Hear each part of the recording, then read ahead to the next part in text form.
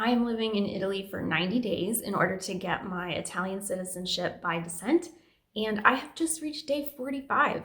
So I'm halfway through my entire residency in Italy, and I thought it would be fun to talk about what I've learned after living in Italy for 45 days, and more specifically, what it is like to live somewhere for an extended period of time. Overall, the experience has been really good. I've really enjoyed it, and I would highly recommend if you ever get the opportunity to live in a different country for a while. It's very eye-opening and fun at the same time. The first thing that I've really learned is the benefit of experiencing another culture and country long term. I'm able to travel many places in Italy. If I was a tourist, I'd be in one city for 2 days or 3 days, maybe a week, and then I'd have to go back home. And here I can take my time. I can be much more intentional about where I want to go. I can spend a longer amount of time where I want to go. Italy has a really great public transportation system. They've got high-speed trains that go all over the country. And so it's really easy for me to just hop on a train and be in a different city in just a few hours. And I think that's really unique because you can't do that in America. And also, it's just a good way to experience different parts of Italy really easily. In the food, do I need to talk about the food? Yes. I mean, the food here is great. It's so much fresher than it is in America, and it tastes so much better. But what I'm really liking about living here long term is being able to try a variety of different foods and then also try the same food in different places. I'm really living for the pizzas here, and I have really enjoyed trying the different pizza toppings, and also I have been trying pizzas at different restaurants and in different cities to see, do pizzas taste the same? Do they have the same texture? And if I was just a tourist, I wouldn't be able to do that and really dive into the food. And so I'm really grateful that I get this chance. And another thing I've experienced living somewhere long term is the fact that cultures live differently. And in Italy, that's really the case. One of the things I'm struggling with the most is dinner time. In America, sometimes if you want an early dinner, you go at 5. Normally you eat around 6. If you want a later dinner, you eat around 7. In Italy, no one eats before 7 p.m. Restaurants do not open until 7 p.m.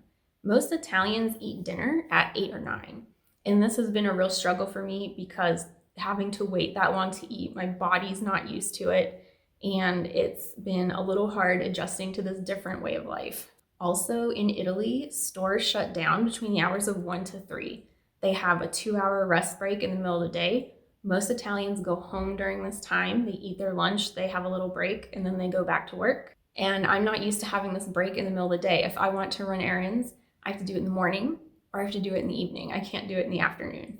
And it's just been a bit of an adjustment, but it's nice to see how cultures live differently because Italians have this more relaxed lifestyle where they take breaks and they take a long time to eat dinner. So it's been nice to experience that. Experiencing all these things I just mentioned are things that I wouldn't really get to understand or experience if I was traveling as a tourist or traveling short term. So I'm really grateful to have the experience of living somewhere long term so I can experience these things. Another thing I've noticed after living here for 45 days is I have not fully assimilated into Italy. And, there's parts of me that never will, but I thought I would be more assimilated into the culture and the lifestyle, and it just hasn't happened. I think a large part of this is because I'm working an American job with American hours. I work for my company back in America, and I have the same 8-hour workday, and I work, that straight 8 to 9 hour shot during the day that people in Italy just don't have. Because I'm working, I'm also in my apartment all day, which means I'm not going outside, I'm not interacting with people, and I mostly stay in my little bubble. My exposure to the Italian culture has been somewhat limited in this experience, and I think it would be really different if I was living here for 45 days and I had an Italian job, or if I didn't have a job at all, and that would give me more time to go out and explore and interact with people and see new things. And because of this, my lifestyle really hasn't changed. My life is very similar to my life in America. I wake up, I work, I eat dinner, I go to bed, and things really haven't changed. And I'm a little disappointed because I was looking forward to a little bit of a different lifestyle, but it is what it is. Now let's talk about language barriers and learning Italian. I wish I had learned so much more Italian before I came here. And I tried. I learned the basic phrases like please, thank you, goodbye, and I learned words and phrases to order food at a restaurant and to go shopping and be in the grocery store. And it's enough to get by, but I really struggle when I can't communicate with anyone.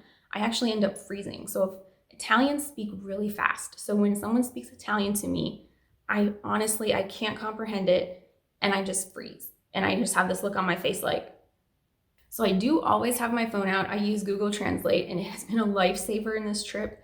It has gotten me through some situations and it's been very helpful. But I also hate the fact that I have to rely on Google Translate because it also kind of takes away from the experience of learning a new language a little bit. I honestly thought I would have learned the language a lot more quickly through assimilation.